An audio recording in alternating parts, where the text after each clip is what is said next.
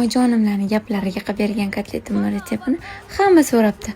Mazasi og'izligida qoldi. Bugun shu kotlet retseptini sizlar bilan bo'lishmoqchiman. Idishimizga 500 gram qiyma, 2 ta o'rtacha kattalikda piyoz, kashnichur, paprika, tuz va zira solib, ozgina sutga evitilgan non olamiz. Bitta tuxumni chaqib, yaxshilab aralashtirib olamiz.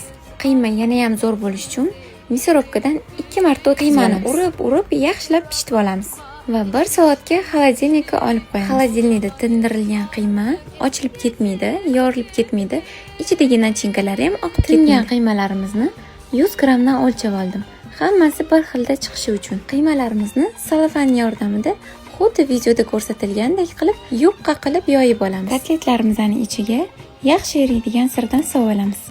Qiymalarimizni ustini salofan yordamida yopib, yarim oy shaklida chetlarini yaxshilab bosib tugib olamiz.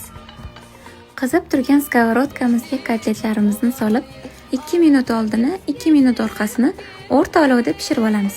Qiymamizni yupqa yoyganimiz sababli ichlarigacha yaxshilab pishadi. Men yoniga kartoshka pyure qildim. Sizlar xohlasanglar, guruch yoki fri qilsanglar ham zo'r bo'ladi. Tayyor kotletlarimizni issig'ida dasturxonga tortamiz. Buni sirlarini cho'zilishini qaranglar. Ichlari yumshoqqina sochniy bo'lib pishgan. Shu retsept asosida bir marta bo'lsa ham tayyorlab ko'ringlar. Video yoqgan bo'lsa, yurechani bosib, kommentariy yozib qo'ysanglar xursand bo'laman.